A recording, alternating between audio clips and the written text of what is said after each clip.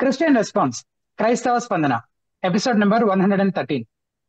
హిత్ హితబోధన నిర్వహించే ఈ ప్రశ్నోత్తరాల లైవ్ కార్యక్రమాన్ని యూట్యూబ్ ద్వారాను అలాగే జూమ్ మాధ్యమం ద్వారా వీక్షిస్తున్న వీక్షకులందరికీ యేసుప్రభు వారి శ్రేష్టమైన నామంలో శుభములు.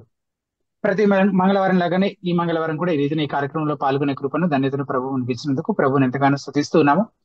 ప్రారంభంలోనే ఒక ప్రాముఖ్యమైన ప్రకటన. మన పిల్లల కోసం పుస్తకాలు అవసరమయ్యి చాలా సార్లు మనం చాలా స్టోర్స్ లోకి వెళ్ళి చిల్డ్రన్స్ కోసము బుక్స్ ఏమైనా ఉన్నాయా, మంచి క్రిస్టియన్ బుక్స్ ఏమైనా ఉన్నాయని వెతుకుతూ ఉంటాం కదా. సో మన హితబోధ తరపున చిల్డ్రన్స్ బైబిల్ ట్రెజర్ అనే టైటిల్ తోటి ఒక 2 పుస్తకాలు ఇయర్ 1 అండ్ ఇయర్ 2 గా మేము రిలీజ్ చేయడం జరిగింది గతంలో. ఆ 2 పుస్తకాల వేర కలిపి 500 కాగా ఇప్పుడు డిసెంబర్ 31వ తారీఖు వరకు ఆ 2 పుస్తకాలు కలిపి కొనుగోలు చేస్తే గనక కేవలం 350 రూపాయలకే ఆ డిస్కౌంటెడ్ ప్రైస్ కి మేము ఇస్తూ ఉన్నాము. సో ఆ ఆఫర్ ని మీరు అందరూ సద్వినియోగపరచుకోవాలని రిక్వెస్ట్ చేస్తున్నాం. ఈ రోజు కార్యక్రమాన్ని మనం ఒక చిన్న ప్రార్థనతో ప్రారంభించుకుందాం. దయచేసి వీక్షకులంతా నాతో పాటు ప్రార్థనలో ఏకీభవించాలని మనవి చేస్తాం. పరిశుద్ధుర మహోన్నతుర దయగల తండ్రి, మరొక మంగళవారం రీతిన మేము ఈ కార్యక్రమంలో పాల్గొనడానికి మీరు చేసిన సహాయం బట్టి, చూపిన కృపను బట్టి మీకు వందనాలు ప్రభువా. మరి తండ్రి, ఈ రోజు కార్యక్రమంలో ఎవరైతే పాల్గొని ప్రశ్నలు అడగాలని సిద్ధపడుతూ ఉన్నారో వారు త్వరగా జాయిన్ అవ్వగలటానికి, మంచి ప్రశ్నలు అడగడానికి మీరు కృప చూపించండి. బేబు గారు కూడా మంచి వాక్యానుసారమైన జవాబులు చెప్పగలుగులాగానే మీ జ్ఞానం చేత నింపి మహిమార్థమే మీరు వాడుకుంటూ రావాల్సిందిగా వేడుకుంటూ ఎటువంటి అంతరాయాలు లేకుండా కృప చూపించమని సహాయం చేయండి. యేసునామమున స్తుతించి ప్రార్థించి వేడుకుంటున్నాము తండ్రి, ఆమేన్. బేబు గారు good evening brother. Good evening brother Yashwant. వీక్షకులందరికీ ప్రభువైన యేసుక్రీస్తు నామములో వందనాలు. ప్రతి వారం లాగానే ఈ వారం కూడా కొన్ని క్విక్ ఇన్స్ట్రక్షన్స్ తోటి మనం ప్రారంభించుకుందాం. ముందుగా ప్రశ్న అడగాలనుకునేవారు ఏం చేయాలి? ప్రశ్న అడగాలనుకునేవారు మీరు ఒకవేళ ఈ కార్యక్రమాన్ని యూట్యూబ్ లైవ్ ద్వారా చూస్తున్నట్లయితే కనుక లైవ్ పక్కనే ఉన్న లైవ్ చాట్ లో మీ ప్రశ్నలు టైప్ చేసి పోస్ట్ చేసి ఉంచవచ్చు. మధ్య మధ్యలో లైవ్ చాట్ ప్రశ్నలు కూడా తీసుకుంటూ ఉంటాము. చివరి అరగంట అయితే కేవలం లైవ్ చాట్ క్వశ్చన్స్ మాత్రమే తీసుకొని దాదాపుగా వాటన్నిటికీ సమాధానం చెప్పే ప్రయత్నం చేస్తున్నాం. అండ్ లేదంటే లైవ్ చాట్ లో కాదు, జూమ్ ద్వారా మేము నేరుగా బేబు గారిని అడగాలనుకుంటున్నాము అని మీరు ఒకవేళ అంటున్నట్లయితే అప్పుడు మీరు లైవ్ చాట్ లోనే పిన్ చేసి ఉంచినటువంటి జూమ్ ఐడి లింక్ ద్వారా మీరు జూమ్ లో జాయిన్ అయ్యి నేరుగా బేబు గారిని మీ ప్రశ్న అడగచ్చు. లేదా అసలు మాకు లైవ్ చాటే కనిపించట్లేదండి అని మీరు అంటున్నట్లయితే అప్పుడు బహుశా మీరు హితబోధ యూట్యూబ్ ఛానల్ ని సబ్స్క్రైబ్ చేసుకుని ఉండకపోవచ్చు. సో ముందుగా యూట్యూబ్ లో హితబోధ అని టైప్ చేస్తే హితబోధ యూట్యూబ్ ఛానల్ కనిపిస్తుంది. దాన్ని సబ్స్క్రైబ్ చేసుకుని బెల్ ఐకాన్ ప్రెస్ చేయండి. అప్పుడు మీకు లైవ్ చాట్ కి యాక్సెస్ వస్తుంది. ఆ లైవ్ చాట్ లో మీ క్వశ్చన్స్ ని టైప్ చేసి పోస్ట్ చేసి ఉంచవచ్చు. లేదా అందులోనే మేము పిన్ చేసి ఉంచిన జూమ్ లింక్ ద్వారా జూమ్ లో జాయిన్ అయ్యి నేరుగా బేబు గారిని మీ ప్రశ్న అడగచ్చు. ప్రశ్న అడగాలనుకునేవారు మీ ప్రశ్నలు క్లుప్తంగా సూటిగా అడిగే ప్రయత్నం చేయండి. ఇంకా ఏమైనా వివరాలు కావాలంటే బేబు గారు అడిగి తెలుసుకుంటారు. అండ్ ఒకవేళ మీ ప్రశ్న పూర్తి స్థాయిలో ఆన్సర్ చేయబడకపోతే ఇంకొక ఫాలో అప్ క్వశ్చన్ అడగడానికి మీకు అవకాశం ఉంటుంది. అది కూడా అదే అంశానికి సంబంధించిన ప్రశ్న అయితే. పూర్తిగా వేరే అంశానికి సంబంధించిన ప్రశ్న అయితే చివరిలో సమయాన్ని బట్టి మీకు అవకాశం ఇవ్వడం జరుగుతుందని గమనించండి. అండ్ లైవ్ చాట్ లో ఏ క్రమంలో అయితే క్వశ్చన్స్ పోస్ట్ చేస్తున్నారు, అలాగే జూమ్ లో ఏ క్రమంలో అయితే పార్టిసిపెంట్స్ జాయిన్ అవుతున్నారు ఆ క్రమంలోనే మీ ప్రశ్న తీసుకోవడం లేదా మీకు అవకాశం ఇవ్వడం జరుగుతుంది కనుక మీ వంతు వచ్చేంత వరకు మీరు వేచి ఉండాలని మనవి చేస్తున్నాం. సో ముఖ్యంగా జూమ్ పార్టిసిపెంట్స్ గమనించాల్సిన విషయము, మీరు ప్రశ్న అడగడము బేబు గారు జవాబు చెప్పడం పూర్తయిపోతే గనక మీరు జూమ్ నుంచి లీవ్ అయిపోయి యూట్యూబ్ లైవ్ ద్వారా ఈ కార్యక్రమాన్ని వీక్షించాలని మనవి చేస్తున్నాము. మీరు జూమ్ లోనే ఉన్నారంటే మీరు ప్రశ్న అడగడం కోసమే ఉన్నారని మేము భావిస్తాం కనుక ఆ కన్ఫ్యూజన్ అవాయిడ్ చేయడం కొరకు ఈ రీతిని మాతో సహకరించాలని మనవి చేస్తూ ఈ రోజు కార్యక్రమాన్ని మనం ప్రారంభించుకుందాం. ముందుగా భాస్కర్ అనే ఐడి నుంచి జాయిన్ అయినటువంటి వారు మీరు అన్మ్యూట్ చేసుకొని మీ పేరు మీ ఊరు చెప్పి మీ ప్రశ్న అడగచ్చు.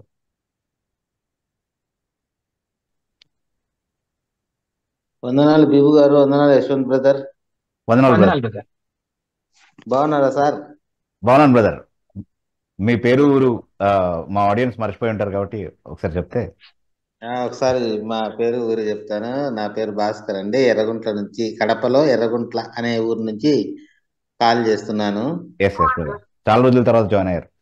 అవునవును సార్, మేము Yes, brother. అది పరిచర్యలో తిరుగుతా డిస్టర్బెన్స్ ఉంటుందని చేయకుండా ఉంటుంది. Okay okay, nice nice brother. ఇప్పుడైతే మన వాళ్ళంతా క్రిస్మస్ సెలబ్రేషన్లు అక్కడ డెకరేషన్ చేసుకుంటున్నారు. ఓకే, నేను ఇక్కడ ప్రత్యేకంగా రూమ్ లో కూర్చొని చాలా రోజుల నుంచి నేను కూడా జాయిన్ కావాలనుకుంటా ఈ రోజు జాయిన్ అయినాను. ఎస్ ఎస్ బ్రదర్, మీ క్వశ్చన్ అడగండి బ్రదర్. నా క్వశ్చన్ ఫస్ట్ చిన్నవి ఉన్నది, మనం ఇంకా ఎవరు జూమ్ లో లేరు కాబట్టి తర్వాత మెయిన్ క్వశ్చన్ అడుగుతానండి. ఓకే. ఈయన ఒత్నియేల్ గారు అక్సాని పెళ్లి చేసుకుంటారు కదా బ్రదర్. అవును. ఈ ఒత్నియేల్ గారికి మా అన్న కూతుర ఎవరు అయ్యట్టుగా ఉంది కదా. ఒత్నియేలు వల్ల ఆక్సా అంటే ఈయన మన లేదు, ఈయన ఆ కాలేబు వచనం గారు. ఒకసారి చదువుతారా? అది అన్న కూతురు కాదు, యాక్చువల్లీ అక్కడ మిస్అండర్స్టాండ్ చేసుకునే అవకాశం ఉంది రాసిన విధానాన్ని బట్టి. అదే న్యాయాధిపతుల్లో ఆ, ఒకసారి ఆ వచనం చదివితే మనం ఆ 1:13 కాలేబు తమ్ముడైన కనజు కుమారుడగు ఒత్నీయేలు దాని పట్టుకొనెను గనుక ఆ, కాలేబు తన కుమార్తె అయిన అక్సాను అతనికిచ్చి పెళ్లి చేసెను. యా కాలేబు తమ్ముడైన కనజు కుమారుడగు ఒత్నీయేలు దానిని పట్టుకొనెను గనుక కాలేబు తన కుమార్తె అయిన అక్సాను అతనికిచ్చి పెళ్లి చేసెను అనింది బ్రదర్ గారు. కాలేబు కుమారుడైన yeah Yashwant, can you please read that in English? ఎందుకంటే నేను ఇది ముందు చూశాను ఒకసారి, ఆ, అండ్ అది క్లారిఫై చేసుకున్నాను కూడా అప్పుడే, బట్ అది నేను మర్చిపోయినట్టు. ఇంగ్లీష్లో చదివినట్టున్నాను యాక్చువల్లీ. ఒకసారి ఒకసారి కన్ఫర్మ్ చేస్తారా యశ్వంత్ గారు? రెఫరెన్స్ ఎస్ ఒకసారి ఎస్ చెప్తారా? న్యాయాధిపతులు 1:13 అన్న. అండ్ సిమిలర్ వర్స్ ఇంకొక చోట కూడా ఉంటుంది బ్రదర్, అది యెహోషువ గ్రంథంలో అనుకుంటాను. మ్హూ. ఇది కూడా ఒకవేళ మీరు దొరికితే చూడండి. Yeah and Othniel, the son of Kenaz, Caleb's younger brother, captured it, and he gave him Aksa, his daughter, for a wife. Okay, yeah same తెలుగులో ఉన్నట్టుగానే ఉంది. బట్ అవును. నేను దాని సొల్యూషన్ యాక్చువల్లీ మర్చిపోయాను బ్రదర్, నేను చూస్తాను. అంటే క్లియర్గా దాన్ని నేను స్టడీ చేసినట్టుగా అయితే గుర్తుంది, కానీ చాలా కాలం అయిపోయింది, మేబీ 3-4 ఇయర్స్ అయిపోయి ఉండొచ్చు. అంటే ఈ బుక్ మీద ఒకసారి క్విజ్ ప్రిపేర్ అవుతున్నటువంటి ఒక సందర్భంలో నేను కూడా అక్కడే స్టక్ అయ్యి కొంచెం ఆలోచించాను అనమాట. మ్. సో డెఫినెట్లీ దానికి ఒక ప్రాపర్ ఆన్సరే ఉంది, అది నేను ఇప్పుడు రికలెక్ట్ చేయలేకపోతున్నాను. నేను చూసి చెప్తాను మీకు మళ్ళీ. ఓకే, తర్వాత చూసి చెప్పండి సార్. తప్పకుండా బ్రదర్. ఒకవేళ next week pre recorded program ఏదైనా ఉండే అవకాశం ఉందేమో, అలా అయితే ఆ, కనుక ఆ తర్వాత వీక్ తప్పకుండా ఒకసారి జాయిన్ అయ్యి అడగండి, నేను గుర్తుపెట్టుకుని ఆన్సర్ చేసే ప్రయత్నం చేస్తాను. ఒకవేళ ఆ, నాకు మీరు గుర్తులేకపోయినా సరే మీరు ఒకసారి గుర్తు చేయండి నాకు. నేను డెఫినెట్లీ వెరిఫై చేసి అయితే ఉంచుతాను నేను. Okay okay sir. Sure sure brother. ఇక్కడ ఈయన ఎలీషా గారు అది 12 అరకలు దున్నుతా ఉంటాడు అని చెప్పారు కదా. ఓకే, అరక అంటే అది ఏంటని అర్థం బేబు గారు? 12 వరకలు అగైన్ మీరు రెఫరెన్స్ చెప్తారా? నేను ఇంగ్లీష్లో చూస్తాను, నేను యూజువల్లీ ఇంగ్లీష్ బైబిల్ చదువుతాను. ఆ, సో 1వ రాజుల గ్రంథంలో ఒక్క నిమిషం అండి, అది 1వ యశ్వంత్ గారు, రాజుల మీరు కూడా భాషాపరమైన విషయం కాబట్టి ఏమైనా హెల్ప్ చేస్తే బాగుంటుంది యశ్వంత్ గారు. ఎస్ ఎస్ నేను రెడీగా ఉన్నాను బ్రదర్, రిఫరెన్స్ ఆ, చెప్తే చూద్దాం. అదే అలా yes yes, even if you can check the meaning of it. అదే 1వ రాజులు 19వ అధ్యాయంలో యా 19వ వచనంలో ఈ యొక్క మాట ఇక్కడ 19వ అధ్యాయము 19వ వచనంలో ఏలియా అచ్చటి నుండి పోయిన తరువాత అతనికి శాపాతు కుమారుడైన ఎలీషా కనబడెను. అతడు తన ముందరనున్న 12 అరకల ఎడ్ల చేత దుక్కి దున్నించుచు 12వ అరక తాను తోలుచుండెను అనేటటువంటి మాట ఉంది ఇక్కడ. అది 12 ఇంగ్లీష్ లో yoke of oxen అని ఉంది. 12 yoke of oxen.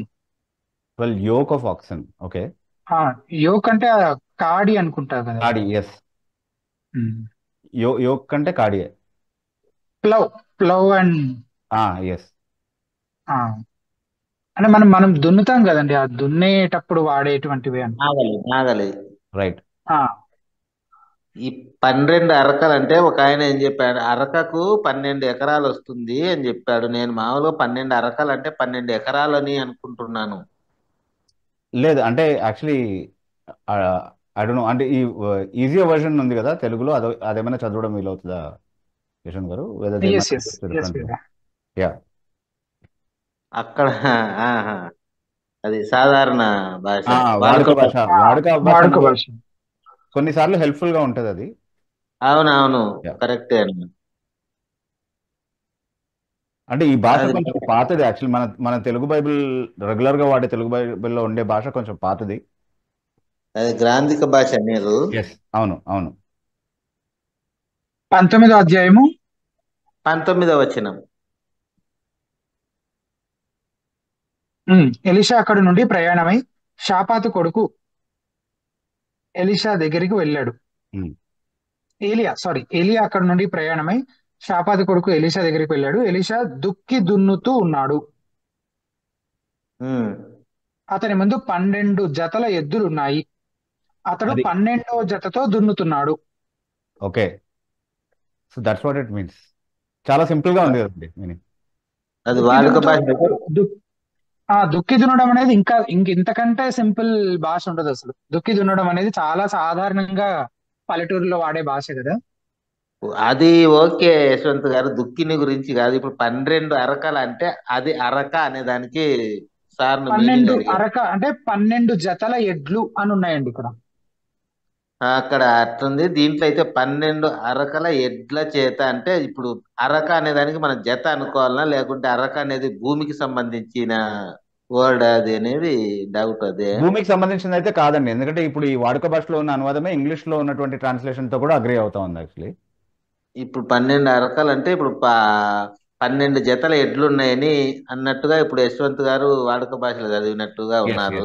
Yes yes yes. అవును, అరక అనే ఇంగ్లీష్ లో మాటకు కూడా ఇంగ్లీష్ లో కూడా అట్లాంటి మీనింగ్ వస్తుంది కాబట్టి భూమికి సంబంధించిన మీనింగ్ అయితే లేదండి డెఫినెట్లీ. ఆ అవును, అరక అనే మాటకి నాగలి, ఏరు, ఎప్లవ్ ఆ, విత్ బులకట్స్ కంప్లీట్ అని, ఎద్దుల ఎద్దుల గట్టి దున్నుటకు సిద్ధపరిచిన నాగలి. ఆ, అదే నాగలి అయితే. ఆ సరే సరే. యా బ్రదర్, ఇందాక చదివిన కాలేబుది వచ్చినము ఇంకొకసారి మనం చదివే అవకాశం ఉందా? ఐ థింక్ నాకు కొంతవరకు గుర్తొచ్చినట్టుంది సొల్యూషన్. న్యాయాధిపతులు 1వ అధ్యాయము 13వ వచనంలో ఉన్నది సార్ అది. ఒకసారి ఆ వచనం ఒకసారి చదవండి, మీరైనా యశ్వంత్ అయినా ఒకసారి చదివితే. నేను చదువుతాను ఒకసారి. ఓకే. కాలేబు తమ్ముడైన కనజు కుమారుడగు ఒత్నీయేలు దాన్ని పట్టుకొనెను గనుక. సో ఇక్కడ మనము చేస్తున్న మిస్టేక్ ఏంటంటే కాలేబు కుమారుడు ఒత్నీయేలు అనుకుంటున్నాం మనం. కాలేబు కాలేబు తమ్ముడు ఒత్నీయేలు అనుకుంటున్నాం మనం. ఆ కానీ కాలేబు తమ్ముడు కనజు. అవును, కరెక్ట్. కనజు కుమారుడు ఒత్నీయేలు. ఒత్నీయేలు అంటే ఆ ఇప్పుడు ఆ, ఎలా అర్థం చేసుకోవాలంటే కాలేబు కుమార్తె కనజు కుమారుడిని పెళ్లి చేసుకుంది. అంటే కాలేబు తమ్ముడు అవుతాడు కదా కనజు. ఆ తమ్ముడి కుమారుడు. అన్నదమ్ముల పిల్లలు పెళ్లి ఎట్లా చేసుకున్నారు? అది క్వశ్చన్ సార్. అదేనా మీ question? Yes yes. Okay okay, మీరు ఒత్నీయేల్నే కాలేబు తమ్ముడు అని పొరబడుతున్నారని అనుకున్నాను నేను యాక్చువల్లీ. అది కాదండి. అది కాదు కదా. ఓకే, అన్నదమ్ముల పిల్లలు పెళ్లి చేసుకోకూడదు అన్నది ఇప్పుడు లేవికాండం 18వ అధ్యాయంలో వావి వరుసలకు సంబంధించినటువంటి వాక్య భాగం ఉంది. సో బైబిల్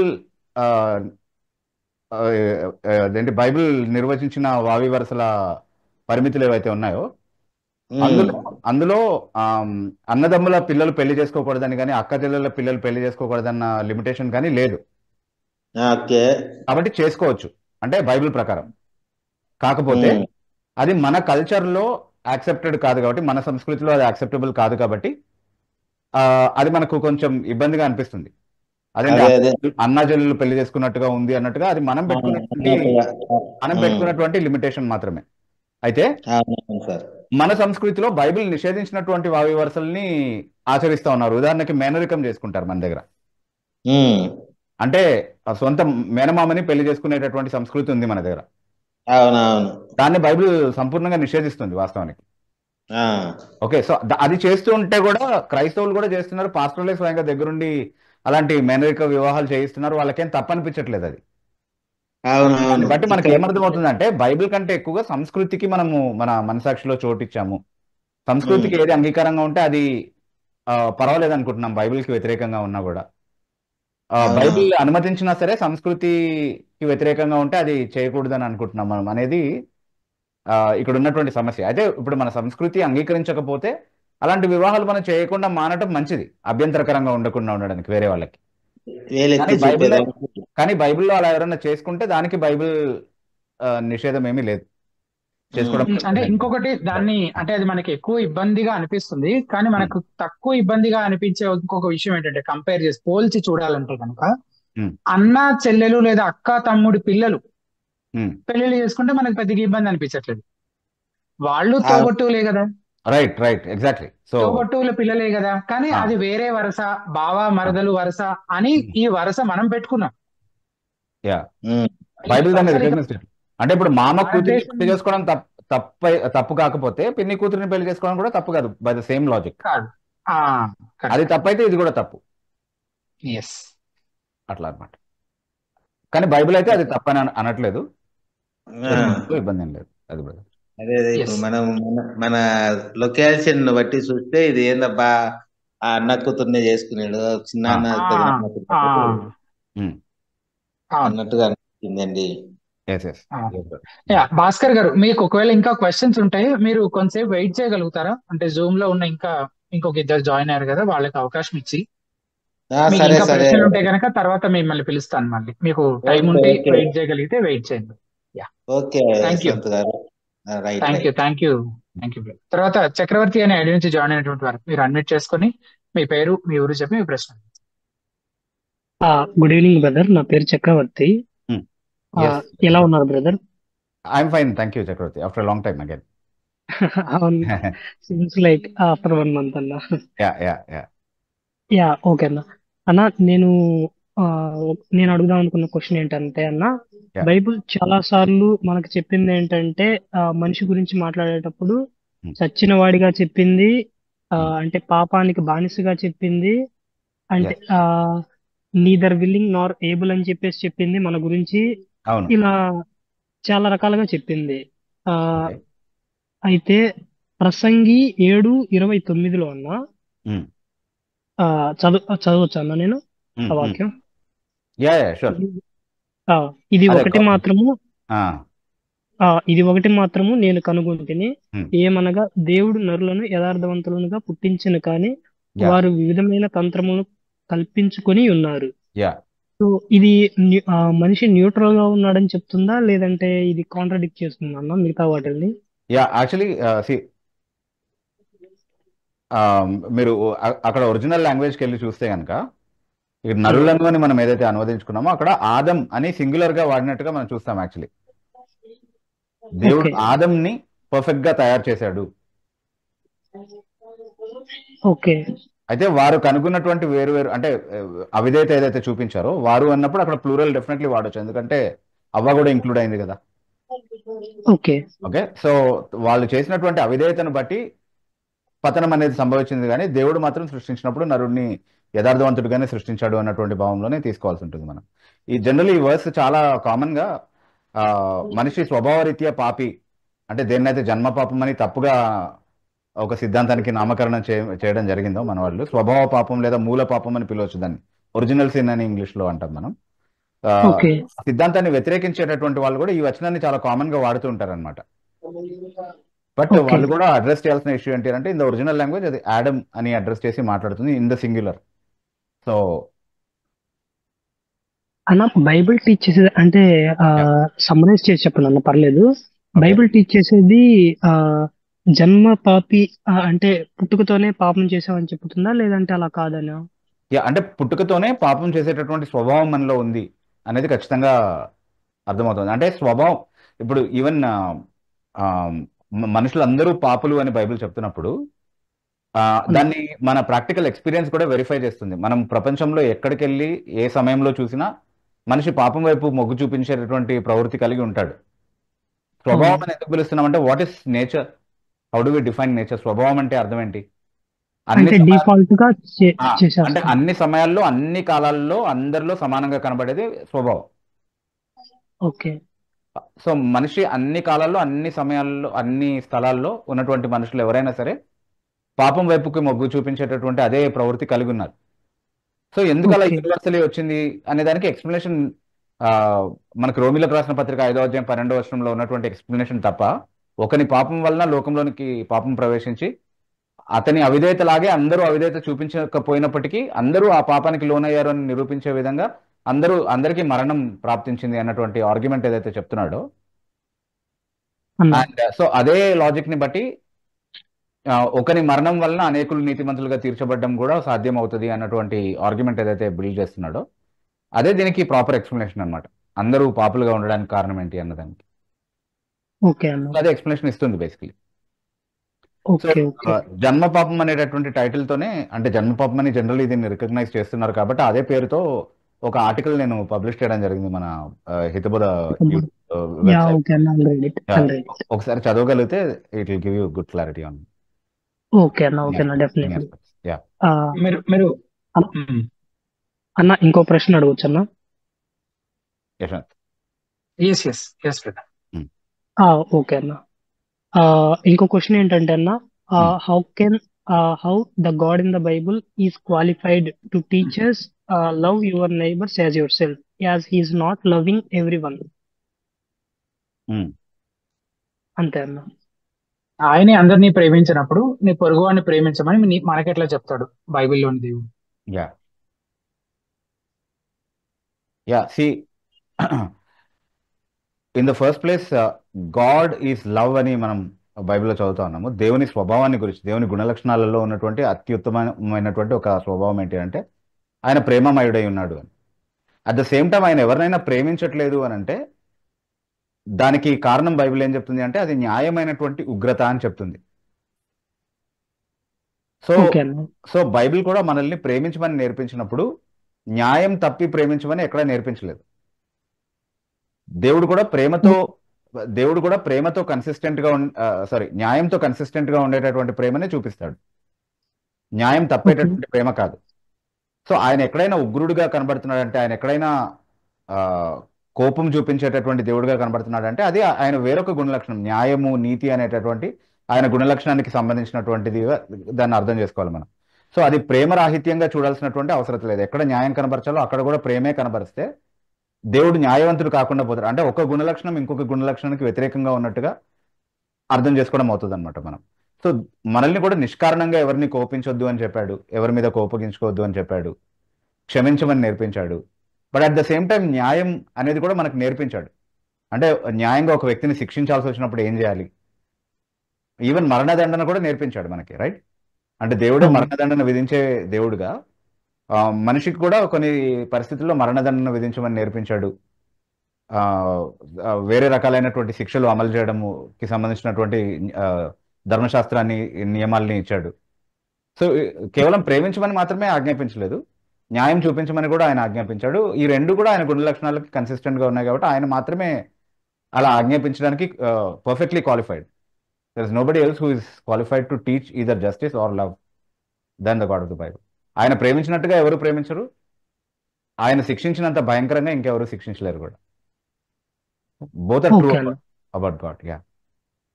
యా అంటే ఇప్పుడు మనకి చెప్పిన దాంట్లో మనం ఏ విధంగా అర్థం చేసుకోవాలంటే, ఎవరైతే దానికి క్వాలిఫై అవుతారో వాళ్ళని ప్రేమించాలన్నట్లు చూడాలా, లేదంటే మనం ఏ విధంగా అర్థం చేసుకోవాలన్నా మనం అంటే దేవుడు ఏమంటున్నాడంటే ఎవరైతే నీతో సమాధానంగా ఉంటున్నారో వాళ్ళకి వ్యతిరేకంగా కీడు తలంచొద్దు, కీడు తలపెట్టొద్దు వాళ్ళకి అని చెప్తున్నాడు. అట్లాగే ఒకవేళ వాళ్ళు నీకు శత్రువులుగా ఉన్నా సరే వాళ్ళని ప్రేమించు అంటున్నాడు. ఎందుకంటే మనం కూడా శత్రువులుగా ఉన్నప్పుడు దేవుడు మనల్ని ప్రేమించి రక్షించుకున్నాడు కదా. ఓకే సో అట్లా అంటే ఇంకోటి సాధ్యమైనంత వరకు అందరితో సమాధానంగా ఉండమని చెప్తున్నాడు. సఖ్యమైనంత వరకు అంటే యథార్థంగా ఇంతవరకే నాకు సాధ్యమా, ఇంకొంచెం ఓపిక నేను చూపించలేనా అన్నటువంటి విషయం పరిశీలించుకుంటే చాలాసార్లు మనం ఓర్పు సహనం చూపించడానికి అవకాశం ఉంటుంది. చాలా పరిస్థితుల్లో మనమే తొందరపడతా ఉంటాం చాలాసార్లు, రైట్? సో అట్లాంటి ప్రిన్సిపల్స్ మనకు నేర్పించాడు. ఆ ప్రిన్సిపల్స్ అన్ని దేవుడిలో కనబడతాయంటే ఖచ్చితంగా కనబడతాయి. మన విషయంలో ఆయన చూపించేంత ఓపిక సహనము మనము కొంచెం కూడా చూపించాం కదా మన చుట్టూ ఉన్న వాళ్ళ విషయంలో చాలాసార్లు. So definitely God hasn't commanded anything that is not in his nature. ఆయన నేచర్లో లేనిది కూడా. అందుకే దేవుని యొక్క ఆజ్ఞలన్నీ కూడా ఆయన స్వభావం యొక్క ప్రతిబింబం అని చెప్తామన్నమాట. దేవుని యొక్క ధర్మశాస్త్రం అనేది దేవుని యొక్క స్వభావాన్ని ప్రతిబింబిస్తుంది. ఆయన స్వభావంలో ఉన్నటువంటి వాటిని ఆయన ఆజ్ఞాపించాడు, ఆయన స్వభావానికి వ్యతిరేకమైన వాటిని ఆయన నిషేధించాడు అన్నటువంటిది చాలా స్పష్టంగా చూడగలుగుతాము.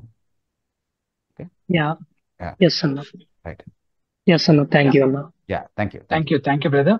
తర్వాత సుజయ్ అనే ఐడి నుంచి జాయిన్ అయినటువంటి వారు మీరు అన్మ్యూట్ చేసుకొని మీ పేరు, మీ ఊరు చెప్పి మీ ప్రశ్న.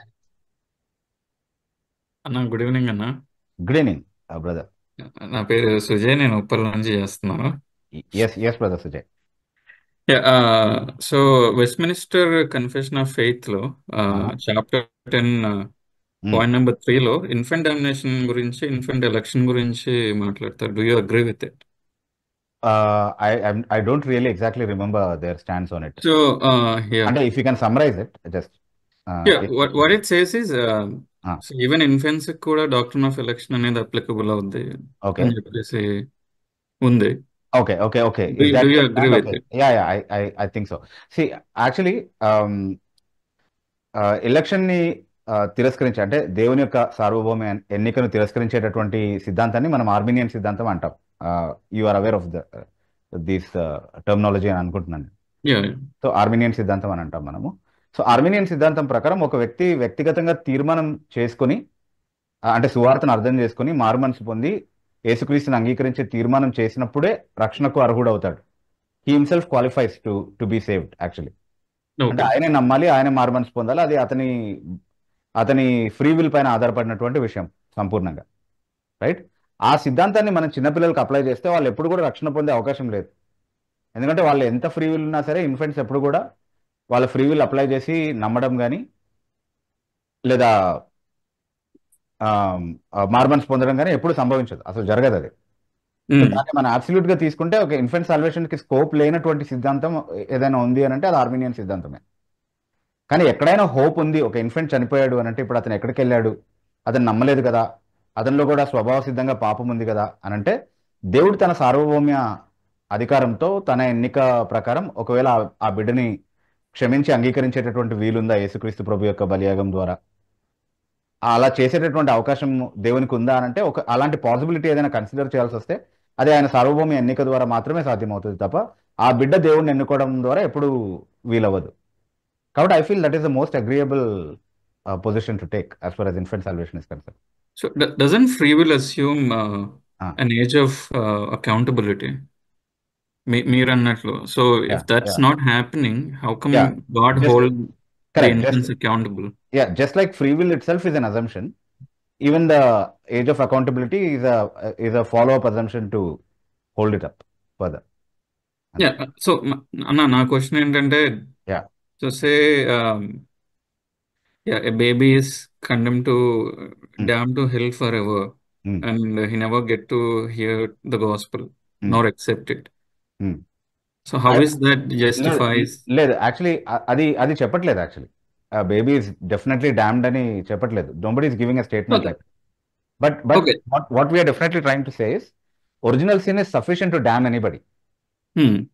Okay, so as a result తమంతట తాము యేసుక్రీస్తు ప్రభు యొక్క నీతితో సంబంధం లేకుండా నీతిమంతులుగా ఉండే అవకాశం లేదు ఏ మనిషి కూడా, ఏ ఏజ్ లో ఉన్నటువంటి వ్యక్తి అయినా సరే. ఆ వ్యక్తి దేవుని ఎదుట నీతిమంతుడు అవ్వాలంటే యేసుక్రీస్తు ప్రభులో ఉన్నటువంటి నీతి ఆ వ్యక్తికి ఆపాదించబడితేనే అతను నీతిమంతుడు అవుతాడు. దేవునికి అంగీకారమైనటువంటి నీతి క్రీస్తులో మాత్రమే ఉంది, క్రీస్తు వెలుపల ఈవెన్ ఒక ఇన్ఫెంట్ లో కూడా లేదు అన్నది మన position basically. So short of Christ's righteousness, దేవుడు ఇన్ఫెంట్ లో ఉండేటటువంటి రైచియస్నెస్ ని equivalent to that of Christ righteousness గా యాక్సెప్ట్ చేస్తాడా లేదా అన్నది క్వశ్చన్ అనమాట basically. Yeah so that is a counter gospel in fact whenever we try to say that. So there lies the actual crux of the problem. So do you believe in do you believe that certain infants are damned forever? No, see, because the Bible doesn't give a plain statement on that. అంటే infant చచ్చిపోతే ఖచ్చితంగా పరలోకానికి వెళ్తాడా నరకానికి వెళ్తాడా అన్నటువంటి statement Bible ఎక్కడ direct గా ఇవ్వదు. కాబట్టి ఏ స్టేట్మెంట్స్ అయితే డైరెక్ట్ గా చెప్పబడిందో దాని వెలుగులో అర్థం చేసుకోవాల్సి ఉంటుంది కదా ఈ విషయాన్ని. సో డైరెక్ట్ గా చెప్పినటువంటి స్టేట్మెంట్స్ లో దేవుడు ప్రేమమయుడని, దేవుడు న్యాయం తప్పి ఏది చేయడని,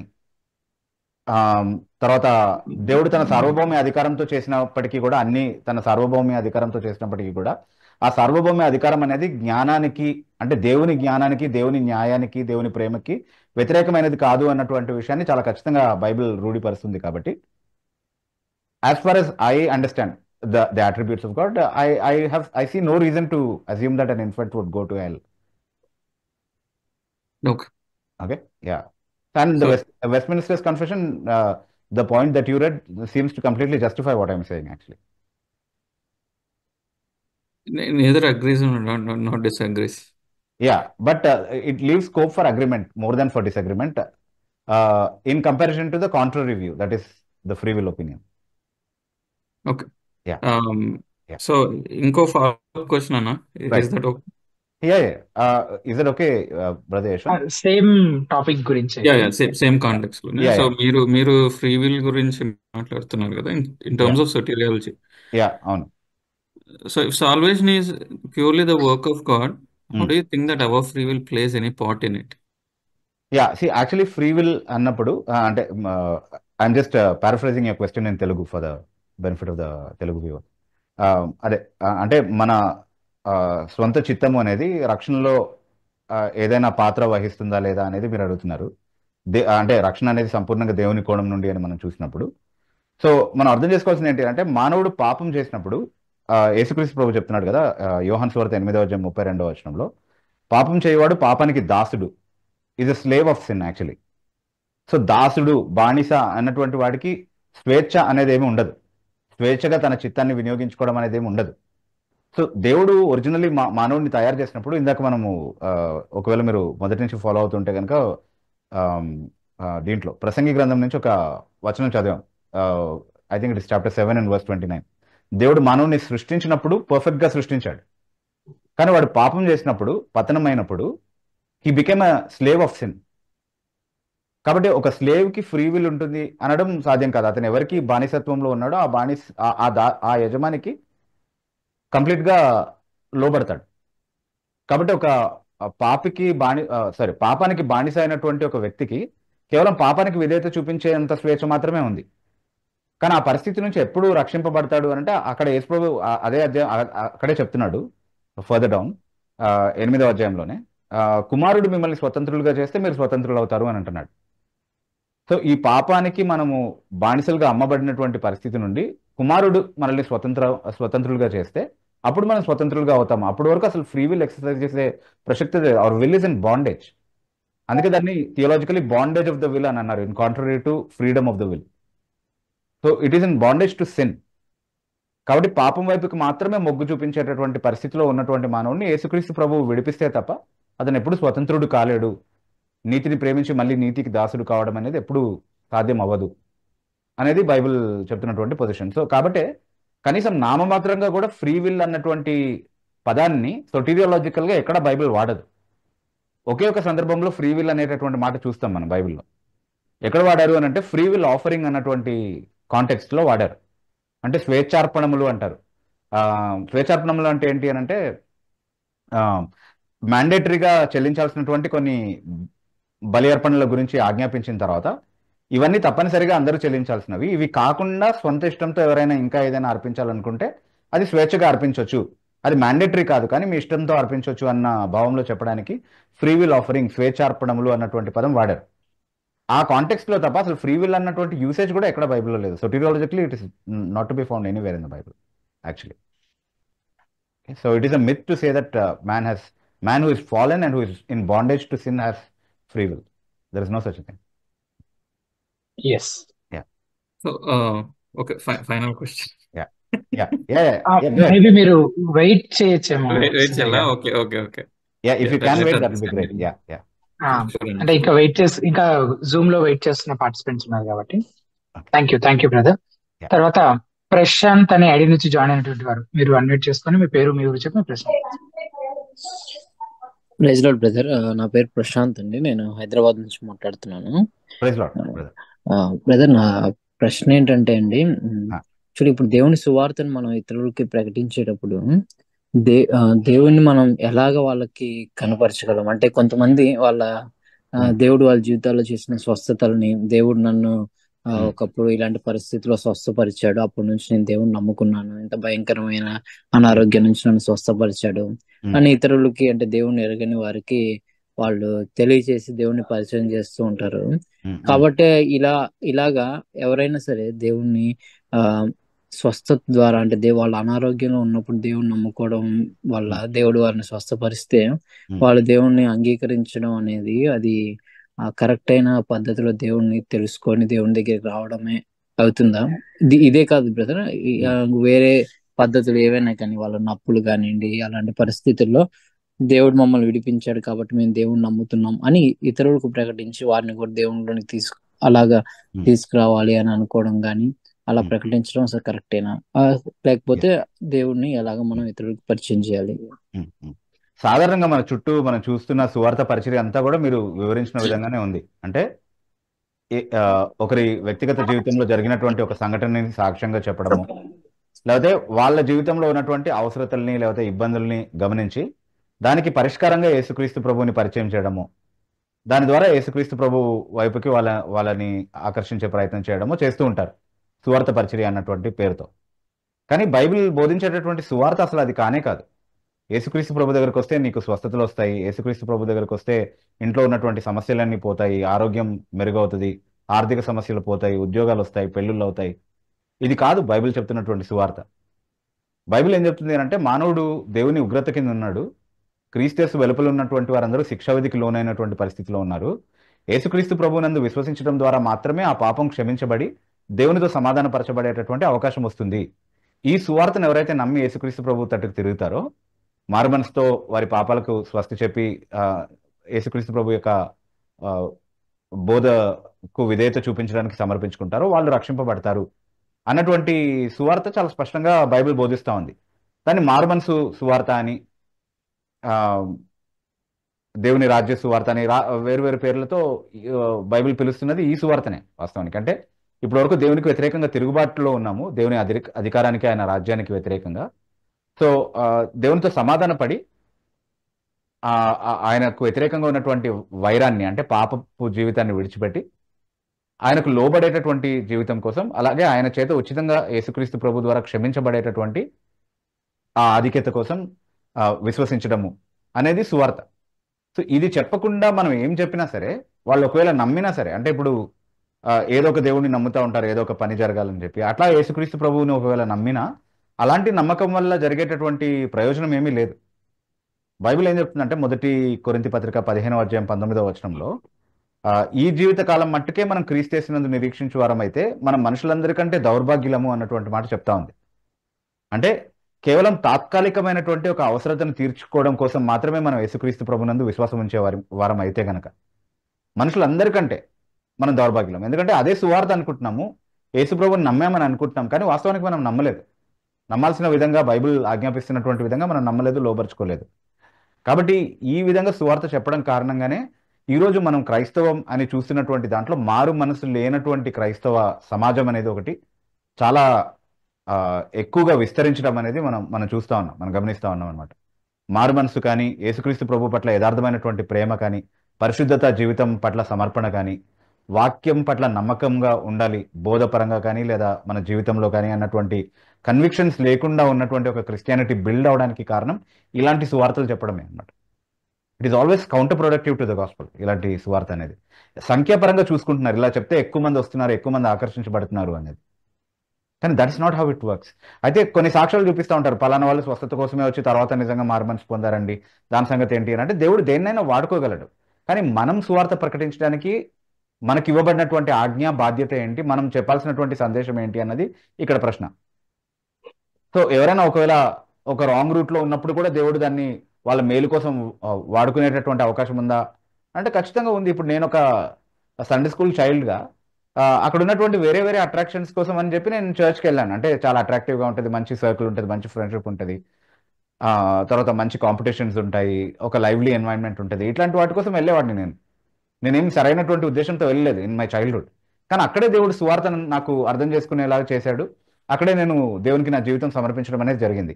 అలా అని చెప్పి సువార్త లేనటువంటి ఒక ఎంటర్టైన్మెంట్ ఎన్వైరన్మెంట్ని మాత్రమే యేసుక్రీస్తు ప్రభు పేరట మెయింటైన్ చేస్తే అది సువార్త పరిచర్య అవుతుందంటే అవ్వదు డెఫినెట్లీ. సువార్త ఎప్పుడో ఏదో ఒక స్టేజ్లో నాకు ఖచ్చితంగా చెప్పారు కాబట్టి అది నాలో ఫలించడం అనేది జరిగింది. సో ఈవెన్చువలీ సువార్త చెప్పి దాన్ని సరిగా అర్థం చేసుకుని దాన్ని సరిగా నిర్వచించాలి చెప్పేవాళ్ళు, అర్థం చేసుకునే వాళ్ళు దాన్ని సరిగ్గా అర్థం చేసుకోవాలి, దానికి సరిగా లోబరుచుకోవాలి. అప్పుడు మాత్రమే అది నిజమైనటువంటి మారు మనసు అనిపించుకుంటుంది. అంతేకాకుండా అంటే జస్ట్ సంఖ్యాపరంగా లేకపోతే ఇంకేదైనా ఉద్దేశాలతో మనం సువార్త పరిచర్య చేస్తూ ఉంటే కనుక we might be ending up doing something which we think is a service of God but which is in fact counterproductive to the gospel. So దాని విషయంలో చాలా జాగ్రత్తగా మనం అంటే మనం ఫస్ట్ సువార్త అంటే ఏంటో నేర్చుకోవాలి, మనం సరిగ్గా దాన్ని అర్థం చేసుకుని దానికి లోబడ్డమా లేదా చూడాలి. ఆ తర్వాత ఇతరులకు బోధించడానికి మనం వెళ్ళాలి. మనం ఇతరులకు బోధించడానికి త్వరపడే ముందు అసలు మనకు సువార్త సరిగ్గా అర్థమైందా లేదా అన్నటువంటి విషయాన్ని నిర్ధారించుకోవాలి. ఓకే బ్రదర్, మీరు నేను అడగాలనుకున్న ఫాలోఅప్ క్వశ్చన్ కూడా ఆల్రెడీ ఆన్సర్ చేసేసారు. అంటే అలాగ దేవుణ్ణి అంటే ఏదో ఒక అనారోగ్యం వల్ల దేవుని దగ్గరికి వచ్చి ఆ తర్వాత నిజంగా వాళ్ళు దేవుణ్ణి అనుభవంలోకి వెళ్ళొచ్చా అనే దానికి కూడా మీరు క్లారిఫై చేశారు. ఎగ్జాక్ట్లీ. దానికి కాంట్రరీ ఎక్స్పీరియన్స్ కూడా ఉండే అవకాశం ఉంది కదా. అంటే వచ్చాను కానీ స్వస్థత రాలేదు, ఎందుకంటే అది దేవుని చిత్తం పైన ఆధారపడి ఉంటుంది స్వస్థపరచాలా వద్దా అనేది. అప్పుడు అలాంటప్పుడు స్వస్థపరుస్తాడని మనం దేవుని పక్షంగా వాగ్దానం కరెక్ట్, అది బలహీనపరచడం అవుతుంది వాళ్ళని ఇంకా. అదే బ్రదర్, కరెక్ట్. ఎవరైనా నన్ను స్వస్థపరిచారు కాబట్టి మీ ఇంట్లో ఆరోగ్యం ఉంది కాబట్టి మీరు నమ్ముకోండి అని చెప్పడం అనేది మనం దేవుని తరపున చెప్పినట్టుగా అవుతుంది. ఎగ్జాక్ట్లీ. ఓకే, అలాగే బ్రదర్, ఇప్పుడు మనం ఏదైనా సువార్త ఇతరులకి ఎలాగ మనం తెలియజేయాలి అనే దానికి సంబంధించిన పుస్తకాలు కానీ ఏమన్నా మీ వెబ్సైట్ లో ఏమన్నా ఉన్నాయండి? ఎస్, అంటే బ్రదర్ సువార్త అనేటటువంటి ఒక సెక్షన్ ఉంది. అందులో కొన్ని ఫార్మాట్స్ లో అంటే సువార్తను ఎట్లా కన్స్ట్రక్ట్ చేయొచ్చు అర్థం చేసుకునే విధానంలో అన్నటువంటి కొన్ని ట్రాక్స్ రూపంలో కొంత మెటీరియల్ ఉంది. అది చదివితే ఒక అవగాహన వస్తుంది బ్రదర్ మనకి. కానీ కేస్ టు కేస్ అది డిఫర్ అవుతుంది. అంటే మనం ఒక సెట్ ఫార్మాట్ పెట్టుకుని వెళ్తే అట్లా అవ్వదు. అది న్యాచురల్ గానే దాన్ని తీసుకురావాలి మనం బయటికి. అండ్ వాళ్ళకి అది రెలవెంట్ గాను ప్రాక్టికల్ గాను వాళ్ళు దాంతో కనెక్ట్ అవ్వగలిగే విధంగా మనము ప్రాపర్ టైంలో ప్రాపర్ వర్డ్స్ తో దాన్ని కన్వే చేయగలగాలి రెస్పాన్సిబుల్ గా. సువార్త అనే ఒక సెక్షన్ అయితే ఉంది వెబ్సైట్ లో. అందులో ఉన్న మెటీరియల్ మీకు ఏమైనా హెల్ప్ఫుల్ అవ్వచ్చు డెఫినెట్లీ. థ్యాంక్ యూ ప్రశాంత్ గారు. తర్వాత నవీన్ కుమార్ అని ఐడి నుంచి జాయిన్ అయినటువంటి వారు, మీరు అన్మ్యూట్ చేసుకొని మీ పేరు మీ ఊరు చెప్పి మీ ప్రశ్న. వందనాలు బిబ్బు గారు, వందనాలు అందరికీ అండి. నా పేరు నవీన్ కుమార్, నేను కాకినాడ నుంచి మాట్లాడుతున్నాను. నవీన్ గారు. అంటే బ్రదర్, నేను చాలా కాలం క్రితమే నేను ఒక కొన్ని అంటే ఇది క్రిస్మస్ గురించి చదివాను ఒక ఆర్టికల్స్. అది ఒక సోదరుడు నాకు పంపించాడు అది. అయితే అది క్రీస్తు శకం 313లో కాన్స్టెంటైన్ చక్రవర్తి ద్వారా ఈ క్రిస్మస్ కానీ పద్ధతి కానీ మనకు వచ్చిందని, దీన్ని సాటర్నియా అనే ఒక పండుగని పిలిచేవారని బబులోను ప్రాంతంలో వాళ్ళు, ఆ మతస్థులు, రోమా ప్రజలు అప్పటికి దీన్ని ఆచరిస్తున్నట్టు, అది ఆ పండుగను జరుపుతున్నట్టు మనకైతే చరిత్ర ఆధారం ఉన్నట్టుగా అతను చెప్తున్నాడు. ఇది ఎంతవరకు నిజం బ్రదర్? దీన్ని ఎలా తీసుకోవాలి? యాక్చువల్లీ దానిపైన రెండు అభిప్రాయాలు, అంటే దాని ఆ కోణంలో కూడా భేదాభిప్రాయాలు ఉన్నాయన్నమాట చరిత్ర విశ్లేషించిన వాళ్ళ మధ్యలో. సో దాని గురించి డీటెయిల్గా మీరు కావాలంటే మన వెబ్సైట్లో ఒక ఆర్టికల్ ఉంది. క్రిస్మస్ సాకులు క్రైస్తవ సమాధానాలు అన్న పేరుతో ఒక ఆర్టికల్ ఉంది. అది మీరు డెఫినెట్లీ చదవండి. దాంట్లో మీరు అడిగినటువంటి ప్రశ్నలు మాత్రమే కాకుండా క్రిస్మస్కి సంబంధించినటువంటి చాలా కోణాలని కవర్ చేసేటటువంటి పాయింట్ వైజ్ ఎక్స్ప్లెనేషన్స్ ఉన్నాయన్నమాట. అది డెఫినెట్లీ చాలా హెల్ప్ఫుల్ అవుతుంది. మీరు బ్యాలెన్స్డ్గా దాన్ని అర్థం చేసుకోవడానికి అది సహాయపడుతుంది. అంటే చాలా డేటా వాడి దాన్ని ఎక్స్ప్లెయిన్ చేయాల్సి ఉంటుంది. అదంతా కూడా ఎక్కువ సమయం తీసుకుంటుంది. ప్లస్ అన్ని నాకు గుర్తులేవు కూడా సిస్టమేటిక్ గా. ఆర్టికల్ చూడండి ఒకసారి. Thank you brother. తర్వాత భాస్కర్ అనే ఐడి నుంచి జాయిన్ అయినటువంటి వారు, మీరు అన్మ్యూట్ చేసుకొని మీ తర్వాత ప్రశ్న మీరు అడగండి. సార్ వందనాలు సార్. వందనాలు బ్రదర్. అదే ఇందాక అడుగుదాం అనుకునే ప్రశ్న ఇప్పుడు అడుగుతానండి. ఓకే. ఇప్పుడు ప్రేయర్ చేస్తుంటారు కదా సార్ చాలా మంది. ఇప్పుడు ఫాదర్ కు చేస్తారా, సన్ కుమారుడైన యేసు ప్రభుకు చేస్తారా, లేదంటే మళ్ళా మధ్యలో తండ్రి నువ్వు మా కోసం రక్తం కార్చినావు అని ప్రార్థన చేస్తుంటారా? ఇదంతా రాంగ్ ప్రేయరా, కరెక్ట్ ప్రేయరా బీబు గారు? ఓకే, అయితే జనరల్ గా బైబిల్లో కానీ మనం సాధారణంగా సంఘాల్లో కానీ చూసేటటువంటి ఒక ప్యాటర్న్ ఏంటి అంటే, తండ్రి అయిన దేవుణ్ణి సంబోధించి యేసుక్రీస్తు ప్రభు యొక్క నామంలో పరిశుద్ధాత్మ సహాయంతో ప్రార్థన చేస్తాం. అవును, అది జనరల్ ప్యాటర్న్. బైబిల్లో కూడా చాలాసార్లు అట్లాగే చూస్తాం మనం ప్రార్థన ప్యాటర్న్స్. ఓకే, అయితే దాని అర్థం యేసుక్రీస్తు ప్రభువుని ఉద్దేశించి ప్రార్థన చేయకూడదని కానీ, లేదా పరిశుద్ధాత్మను ఉద్దేశించి ప్రార్థన చేయకూడదని కానీ కాదు. ఎందుకు అనంటే చాలా స్పష్టంగా యేసుక్రీస్తు ప్రభువే యోహాను సువార్త 14వ అధ్యాయంలో 13-14 వచనాల్లో ఈ మాటలు చెప్తున్నాడు. ఏంటి? మీరు నా నామమున నన్నేమి అడిగినను అది నేను చేస్తాను అంటున్నాడు. నా నామమున తండ్రిని అడగడం గురించి తర్వాత మాట్లాడుతున్నాడు. అవును, కొలస్సీలో 13, ఒకసారి చూస్తారా యోహాను 14, 13, 14 వచనాలు? బైబిల్ లో ఇంట్లో పెట్టి బయటకు వచ్చిన బిబు గారు. పర్లేదు, అయితే మీరు రెఫరెన్స్ గుర్తుపెట్టుకొని చూడండి. యోహాను 14 అంటే గుర్తు ఉంటది కదా ఈజీగా. 13, 14. 14వ అధ్యాయం 13, 14 వచనాల్లో మీరు నా నామమున నన్నేమి అడిగినను నేను చేస్తాను అంటున్నాడు యేసుక్రీస్తు ప్రభు. ఓకే, అది కరెక్టే బిబు గారు. అంటే యేసుక్రీస్తు ప్రభుని అడగొచ్చా అంటే ఖచ్చితంగా అడగొచ్చు. అలాగే స్టెఫెన్ చనిపోతున్నప్పుడు కూడా యేసుక్రీస్తు ప్రభువుని చూసి యేసుక్రీస్తు ప్రభువా నీ చేతికి నా ఆత్మను అప్పగిస్తున్నాను అన్నటువంటి ప్రార్థన చేయడం మనం చూస్తున్నాము. సో యేసుక్రీస్తు ప్రభుకి అసలు ప్రార్థన చేయడం నిషిద్ధము, బైబిల్లో అట్లా అనుమతించబడలేదు అని చెప్పడం అయితే సాధ్యం కాదు. 2 కొరింథీ పత్రిక 13వ అధ్యాయం 14వ వచనంలో ఆశీర్వచనం పలకడం మనం చూస్తాము. పౌలు తండ్రి అయిన దేవుని కృప, కుమారుడైన దేవుని ప్రేమ, పరిశుద్ధాత్మ యొక్క అన్యోన్య సహవాసము మీకు తోడై ఉండును గాక అంటున్నాడు. అంటే అది పౌలు తన అధికారం మీద ఇస్తున్నటువంటి ఆశీర్వాదం కాదు, అది కూడా ఒక ప్రార్థనే వాస్తవానికి. సో తండ్రి నుండి మీరు ఏదో మార్కెట్ ప్లేస్ లో ఉన్నట్టున్నారు భాస్కర్ గారు. నేను మ్యూట్ చేశాను కదా. యా అంటే ఇప్పుడు తండ్రి ఈ ఆశీర్వచనంలో మనం గమనించేది ఏంటి అంటే తండ్రి నుండి కృపని, కుమారుడి నుండి ప్రేమని, అలాగే పరిశుద్ధాత్మ నుండి సహవాసాన్ని సంఘం కోసం కోరుకుంటున్నట్టుగా మనం చూస్తా ఉన్నాం పౌలు. అంటే వాళ్ళని ఉద్దేశించి వాళ్ళని సంబోధించి ప్రార్థన చేస్తున్నాడు పౌలు. కాబట్టి వాళ్ళకి ప్రార్థన చేయకూడదు అన్నటువంటి నియమం ఏమీ లేదు, అలాంటి నియమం ఏమి పెట్టుకోవాల్సినటువంటి అవసరం లేదు. అదే తండ్రి నువ్వు మా కోసం రక్తం కార్చావు అన్న కోణం గురించి మీరు ఏదైతే మాట్లాడారో అది మాత్రం పూర్తిగా చెప్పేవాళ్ళు అపార్థం చేసుకుని మాట్లాడేటటువంటి విషయం. తండ్రి అయిన దేవుడు కాదు మన కోసం రక్తం కార్చింది, యేసుక్రీస్తు ప్రభు కుమారుడే మన కోసం రక్తం కార్చాడు. సో తండ్రి కాదు రక్తం కార్చింది, పరిశుద్ధాత్మ కాదు రక్తం కార్చింది. సో ఒకవేళ అలా ఎవరన్నా మాట్లాడుతుంటే కదా అది వాళ్ళకి అవగాహన లేకుండా చేస్తున్నటువంటి ప్రార్థన. సో అది చేసే విధానంలో లేదా చెప్పిన మాటల్లో ఉన్నటువంటి పొరపాటు తప్ప యేసుక్రీస్తుని ఉద్దేశించి ప్రార్థన చేయకూడదని దాని నుండి కన్క్లూడ్ అయ్యే అవకాశం అయితే లేదు ఖచ్చితంగా. భాస్కర్ గారు ఓకే, కరెక్టే. కానీ వీళ్ళు పరలోకమందున్న మా తండ్రి అని ప్రేయర్ స్టార్ట్ చేసి మధ్యలో యేసయ్య అని ఈయన పేరు తెచ్చి మళ్ళీ పరిశుద్ధాత్మ దేవ అని ఆయన పేరు తెచ్చి మొత్తం ముగ్గురిని కలిపి లాస్ట్ లో ఏమంటారు, మళ్ళీ యేసునామమున అడుగుతున్నాము తండ్రి అంటారు. ఇప్పుడు తండ్రికి ప్రార్థన చేసినప్పుడు మళ్ళా యేసుక్రీస్తు పేరును పరిశుద్ధాత్మ గారి ఆయన పేరును తీసుకొని వచ్చి ముగింపులో మళ్ళీ యేసునామమున అడుగుతున్నాము తండ్రి అంటారు.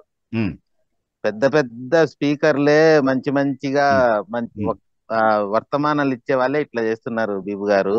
ఓకే అంటే కానీ దాన్ని అబ్సల్యూట్ గా మీరు తప్పు అని కొట్టేయడానికి ఏమీ లేదు, ఎందుకంటే యేసునామముననే యేసుకి కూడా ప్రార్థన చేయాలని స్వయంగా ఆయనే చెప్తున్నాడు కాబట్టి దాన్ని థియలాజికల్ గా తప్పని చెప్పడానికి ఏమీ లేదు బేసికలీ. ఇందాక ఒక ఎగ్జాంపుల్ చెప్తూ ఆయన ఒక స్టేట్మెంట్ చెప్పారు కదా భాస్కర్ గారు, బిబు గారు, అంటే తండ్రి నీవు నా కోసం రక్తం కార్చావు. అది చెప్పాను కదా ఆల్రెడీ. అది పూర్తిగా అవగాహన లోపం వల్ల చేసేది. అంటే తండ్రి చేసినటువంటి కార్యాన్ని తండ్రికి ఆపాదించాలి, కార్యాన్ని కుమారుడికి ఆపాదించాలి, పరిశుధాత్మ చేసినటువంటి కార్యాన్ని పరిశుధాత్మకు ఆపాదించాలి. అది కన్ఫ్యూజ్ చేయకూడదు, ఒకళ్ళది ఇంకొకరికి చెప్పకూడదు. అది కన్ఫ్యూజ్ చేసి పుల్లగూర చేసే వాళ్ళు చాలా మంది ఉన్నారు కదా. అంటే వాళ్ళకి అవగాహన లేకుండా చేస్తున్నారు అది. కానీ కరెక్ట్ గా సరైనటువంటి అవగాహనతో చేస్తే అందులో తప్పేం లేదు అని అంటున్నాం. ఓకే అండి. అంటే కానీ ఆ స్టేట్మెంట్ అయితే తప్పు. తండ్రి నువ్వు మా కోసం రక్తం కార్చావు అన్నటువంటి స్టేట్మెంట్ మాత్రం తప్పు. మా కోసం సిలువలో మరణించావు, మా కోసం అదంతా కుమారుడు చేశాడు, తండ్రి కాదు. అదే అప్పుడు అన్నప్పుడు కుమారుడు తండ్రి ఒకడే కదా అంటారు మళ్ళీ. అట్లా కాదు, కుమారుడు తండ్రి ఒకటే కదా అంటే వాళ్ళు ఒకే దైవత్వాన్ని కలిగి ఉన్నటువంటి ఇద్దరు వేరు వ్యక్తులు. ఓకే త్రిత్వ సిద్ధాంతంలో. ఓకే బిబు గారు, thank you. Thank you brother. తర్వాత ల్యూక్ మేసా అనే ఐడి నుంచి జాయిన్ అయినట్టు మీరు అన్మ్యూట్ చేసుకొని మీ పేరు మీ ఊరు చెప్పి మీ ప్రశ్న. Good evening brother, I'm Luke Messa from Hyderabad. Hydernagar. Look, నా ప్రశ్న క్రీస్తు జననం గురించి. ఓకే, క్రీస్తు యొక్క మరణ పునరుత్థానాలు ప్యాసోవర్ తో లింక్ అయి ఉన్నాయి కదా. Definitely.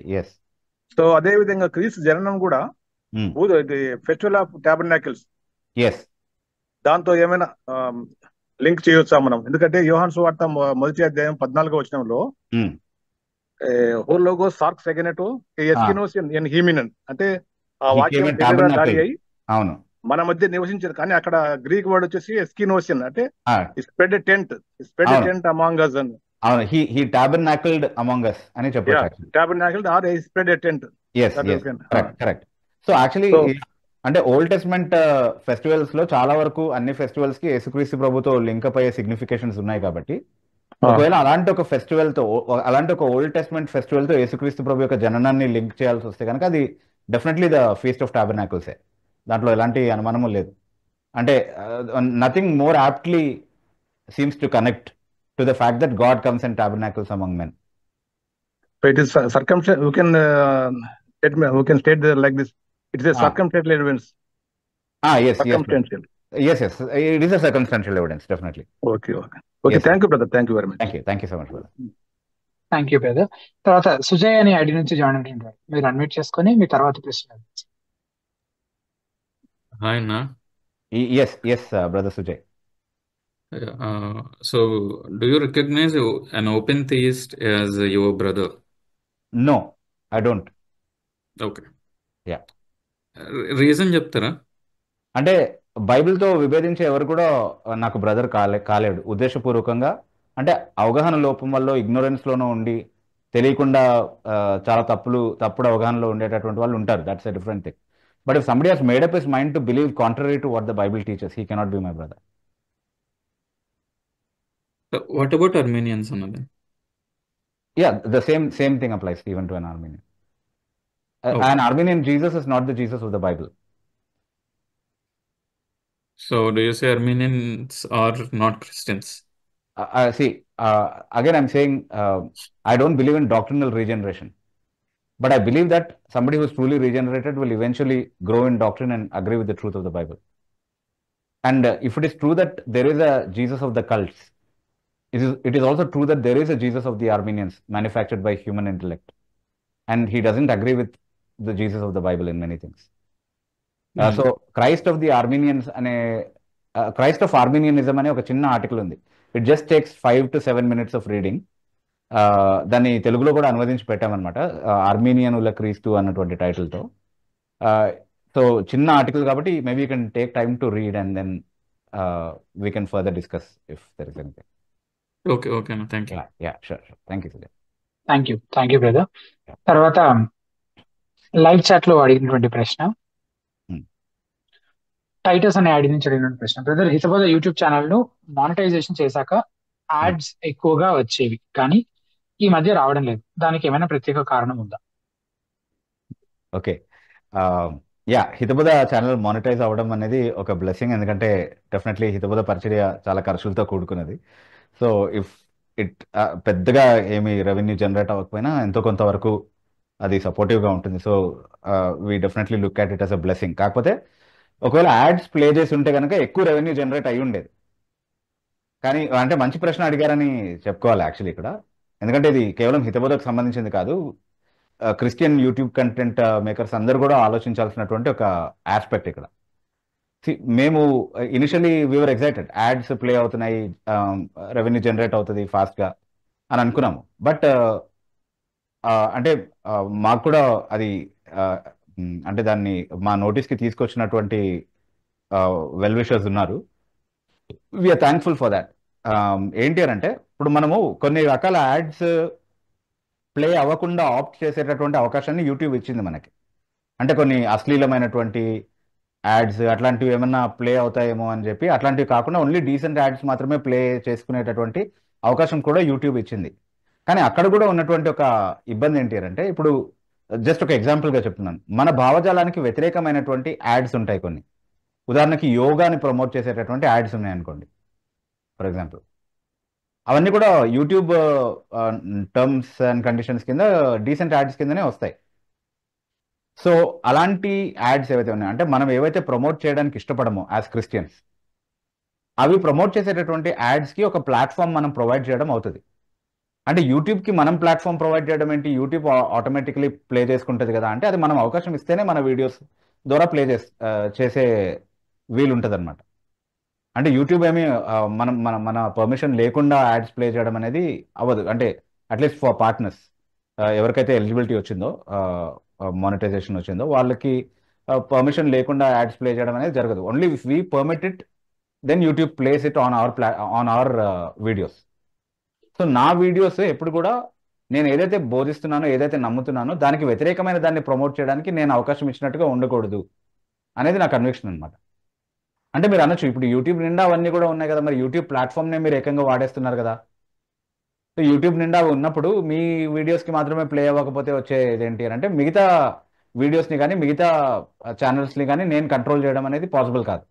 I cannot control it. కానీ నా వీడియోస్ వరకు మాత్రం నేను దాంతో అగ్రీ అవ్వకుండా, దానికి కాంట్రిబ్యూట్ చేయకుండా ఉండేటటువంటి అవకాశం ఖచ్చితంగా ఉంది. అంటే ఇప్పుడు ఒక మార్కెట్ ప్లేస్కి వెళ్ళి నేను సువార్త చెప్తున్నాను అనుకోండి, అక్కడ చుట్టూ చాలా పోస్టర్స్ ఉంటాయి. నాకు ఇష్టం లేని మూవీస్ని కానీ దేన్నో సువార్తకు వ్యతిరేకమైనటువంటి వాటిని అన్నింటినీ ప్రమోట్ చేసేటటువంటి పోస్టర్స్ ఉంటాయి ఒక మార్కెట్ ప్లేస్లో. దాన్ని నేనేం చేయలేను, అది పబ్లిక్ ప్లేస్ అది. But I still want to proclaim the gospel in public place. దాన్ని ఏం చేయలేను. కానీ నేను ఒక స్టేజ్ సెటప్ చేసుకుని ఒక పబ్లిక్ మీటింగ్ చేస్తున్నాను అని అంటే నా స్టేజ్లో అలాంటి పోస్టర్స్ పెట్టకుండా డెసిషన్ తీసుకునే అవకాశం ఉందంటే ఉంది ఖచ్చితంగా. రైట్, అదే చాయిస్ నేను ఇక్కడ కూడా చేశాను అనమాట.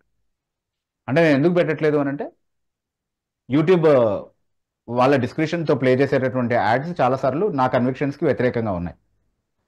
సో ఎవరైనా క్రిస్టియన్ కంటెంట్ మేకర్స్ దీని గురించి ఆలోచించవచ్చు. ఒకవేళ వాళ్ళకు కూడా ఎక్కడైనా ఇబ్బంది అనిపించింది వాళ్ళ కన్విక్షన్స్కి, అంటే ఇది మేము బోధించేదానికి సరైన విషయం కాదు, దీన్ని మేము ప్రమోట్ చేయకూడదు, మా వీడియో ద్వారా ఇది ప్రమోట్ అవ్వకూడదు, అలాంటివి మా ప్రమేయం లేకుండానే మా కంట్రోల్లో లేకుండానే అయ్యేటటువంటి ప్రమాదం ఉంది కాబట్టి మేము కూడా డిమానిటైజ్ చేసుకుంటాం. లేకపోతే డిమానిటైజేషన్ అవసరం లేదు, అంటే మానిటైజేషన్లో ఇప్పుడు చాలా ఆప్షన్స్ ఉన్నాయి, కానీ యాడ్స్ ప్లే చేయకుండా ఆపుతాము అన్నటువంటి బహుశా కొంచెం ఆలోచించుంటే ఇలాంటి థాట్స్ వచ్చి ఉంటాయి. ఇలాంటి కన్విక్షన్స్ విషయంలో సెన్సిటివ్గా ఉన్న వాళ్ళు డెఫినెట్లీ ఈ కోణాన్ని ఆలోచించుంటారు. ఒకవేళ ఆలోచించకపోతే ఒకసారి ప్రార్థనాపూర్వకంగా ఆలోచించండి. Maybe you are providing a platform for something you may not want to, very unconsciously. So అది మాకు సరైన విషయంగా అనిపించలేదు కాబట్టి మేము యాడ్స్ ఆపడం జరిగింది. So thank you for bringing it up. అంటే మా ఉద్దేశాన్ని చాలామందికి చెప్తే అది కొంతమందికైనా ఉపయోగపడే అవకాశం ఉంది కాబట్టి I think it's a very good question, it's a fair question. తర్వాత డానియల్ విల్సన్ అనే ఐడి నుంచి జాయిన్ అయి ఉంటారు. మీరు అన్మ్యూట్ చేసుకొని మీ పేరు, మీ ఊరు చెప్పి ప్రశ్న. Brother, good evening brother. Good evening brother. Daniel Wilson from Bengaluru. Yes brother Daniel. Actually question ఏం లేదు బ్రదర్. వాట్సాప్ లో బుక్స్ డిస్ప్లే చేశారు, how do I buy that? Okay, there is a number given brother, if you would have noticed. ఆ పోస్టర్లోనే books display చేసినటువంటి పోస్టర్లోనే there is a contact number that is given. చూసారా? I'll search it, brother. Yeah, we can probably give you the number if you are in a position to make note of it. Yeah, maybe, sure, brother. Brother Yashwant, can you share it on his chat? Zoom chat. Yes, chat? Yes. Yeah. Brother will share it to you, brother. Sure, brother. One more thing. Yeah. Is there any chance that I can speak to you personally? Oh, yes. Brother Yashwant, also do share my contact number as you're sharing this. Yes. Mention my name and give my contact number, and for the books you can give the other number. Yes. Yeah. Daniel గారు, మీరు just ఒక 5 minutes అట్లా hold అవ్వండి, Zoom లో ఉండండి, wait చేయండి, నేను ఆ డీటెయిల్స్ మీకు చాట్ లో షేర్ చేస్తాను. Sure, brother. Yeah. తర్వాత లైవ్ చాట్ లో thank you brother. Thank you. Live chat లో ఆ తర్వాత ప్రశ్న డెజర్ట్ రోజ్ క్షమించాలి, మిస్టర్ ఎర్ల్ అనే ఐడి నుంచి ఇదే ప్రశ్న ఇదే ఫార్మాట్ లో ఇదే ఐడి నుంచి గతంలో కూడా అడిగినట్లు గుర్తు.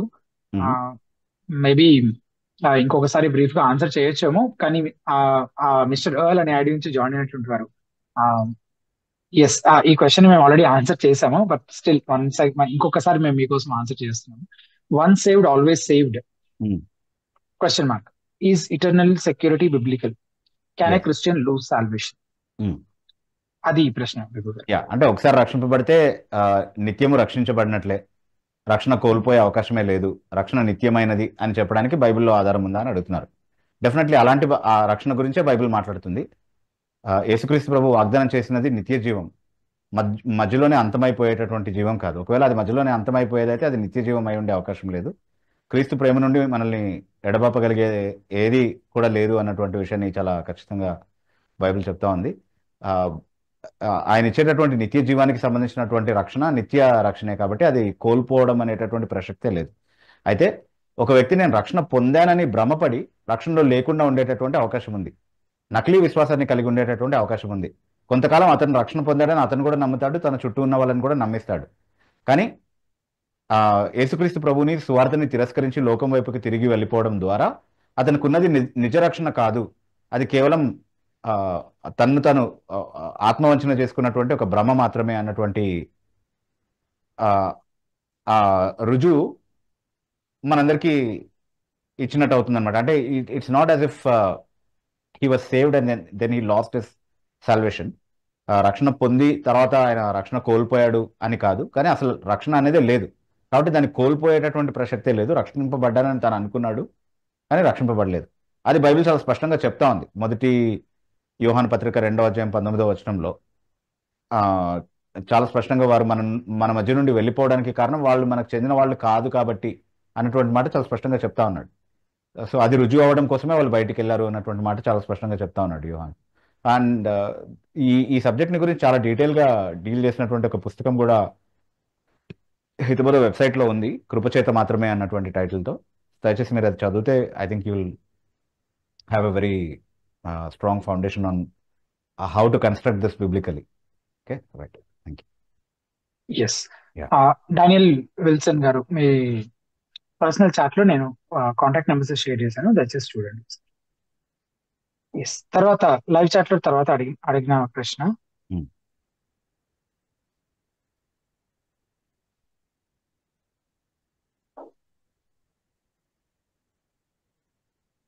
జీవన్ కుమార్ అని అడిగి నుంచి, సార్ ప్రార్థన చేస్తే ఒక వ్యక్తి మారుతాడు, వాడి మనసు మారుతుంది అనేది ఎంతవరకు నమ్మవచ్చు? అది ప్రశ్న. మనము ఖచ్చితంగా అర్థం చేసుకోవాల్సిన ఒక విషయం ఏంటంటే, ఏ వ్యక్తి కోసమైనా ప్రార్థన చేస్తే అతను మారుతాడు అని బైబిల్ చెప్పట్లేదు. ఒక వ్యక్తి మారడం అనేది దేవుని రక్షణ ప్రణాళిక పైన ఆధారపడినటువంటి విషయం. యేసుక్రీస్తు ప్రభు కూడా అందుకే ప్రార్థన చేస్తున్నప్పుడు మీరు యేసుక్రీస్తు ప్రభు యొక్క ప్రార్థన ప్రత్యేకంగా గమనిస్తే యోహాను సువార్త 17వ అధ్యాయము 9వ వచనంలో, నేను లోకం కొరకు ప్రార్థన చేయట్లేదు, ఎవరినైతే ఈ లోకం నుండి నాకు అనుగ్రహించావో వారి కొరకే నేను ప్రార్థన చేస్తున్నాను అని 17:9లో అంటున్నాడు. అంటే తన శిష్యులను ఉద్దేశించి ఆ మాటలు చెప్పాడు. తర్వాత 17:20లో యోహాను సువార్త 17వ అధ్యాయం 20వ వచనంలో, ఎవరైతే వారి మాటలు విని నమ్ముతారో విశ్వసిస్తారో వారి గురించి కూడా నేను ప్రార్థన చేస్తున్నాను, కానీ లోకం కోసం ప్రార్థన చేయట్లేదని మళ్ళీ నొక్కి చెప్తాడనమాట. సో దేవుని రక్షణ ప్రణాళికను, అంటే దేవునికి చెందిన వారు అనే వాళ్ళు ఉన్నారు, వాళ్ళు విశ్వసిస్తారు, వాళ్ళ కోసమే మనం ప్రార్థన చేయాలి అన్నది యేసుక్రీస్తు ప్రభు యొక్క ఆదర్శంలో చాలా స్పష్టంగా కనబడుతున్నప్పుడు ఎవరి కోసమైనా నేను ప్రార్థన చేసి వాళ్ళు ఖచ్చితంగా మారుతారు అని నేను ఆశించవచ్చా అంటే అలా అనుకోవడానికి బైబిల్లో ఆధారం ఏం లేదు. కాకపోతే ఎవరు ఏర్పరచబడిన వారు ఎవరు కారు అన్నటువంటి విషయం మనకు తెలీదు. కాబట్టి ఎవరి కోసమైనా ప్రార్థన చేయొచ్చు. దేవుని చిత్తానుసారమైనటువంటి ప్రార్థన అయితే అది అంగీకరించబడుతుంది. లేకపోతే you need not be disappointed about that, no, because it's completely prayer is a means to fulfill God's purposes, not our plans and our purposes. So ఆ కోణంలో మనం ప్రార్థన అర్థం చేసుకోగలిగితే I think there is no scope to be disheartened. Yes, definitely. Yeah, right. తర్వాత వెంకటేష్ అని అడిగిన ప్రశ్న, dear brother Bibu, is it a sin to use part of tithe to repay heavy burden home loan? At the time of taking loan, the income was way high, but now it has come down. Or to use for any other health issues. Bibu గారు, దశమ భాగం లో నుండి ఇంటికి సంబంధించిన loan ఆ భారం ఎక్కువగా ఉండడం వల్ల దాంట్లో కొంత భాగాన్ని, దశమ భాగంలో కొంత భాగాన్ని ఆ లోన్ కట్టడం కోసం వినియోగించవచ్చా? అంటే లోన్ తీసుకునేటప్పుడు ఉద్యోగం లోన్ తీసుకున్నప్పుడు జీతం బాగానే ఉంది, ఇన్కమ్ బాగానే ఉంది, ఆదాయము, కానీ ఇప్పుడు తగ్గిందనమాట. సో ఇప్పుడున్న పరిస్థితుల్లో అట్లా దశంభాగాల నుంచి కొంత లోన్ కట్టుకోవచ్చా, లేదా ఇతర అనారోగ్య పరిస్థితులకు వినియోగించవచ్చా? అంటే ఇప్పుడు దేవుడికి మీ పరిస్థితి తెలుసు కాబట్టి యథార్థంగా మీ పరిస్థితి అలాంటిది అయితే కనుక ఖచ్చితంగా మీరు సంపాదించినటువంటి కష్టార్జితాన్ని మీ అవసరత కోసం వాడుకోవడం పాపమేం కాదు. అందులోంచి దశమభాగం తీసేటటువంటి అవకాశం లేకపోతే అలాంటి అవకాశం ఇవ్వడం కోసం దేవుని పైన ఆధారపడండి, దేవునితో ప్రార్థనపూర్వకంగా ఆ కమిట్మెంట్ని కలిగి ఉండండి. బట్ ఈ ప్రస్తుతం మీరు అలా చేయలేకపోతే కనుక దాన్ని ఏం పాపంగా దేవుడు పరిగణిస్తాడు అని అనుకోవడానికి ఎలాంటి ఆధారం లేదు.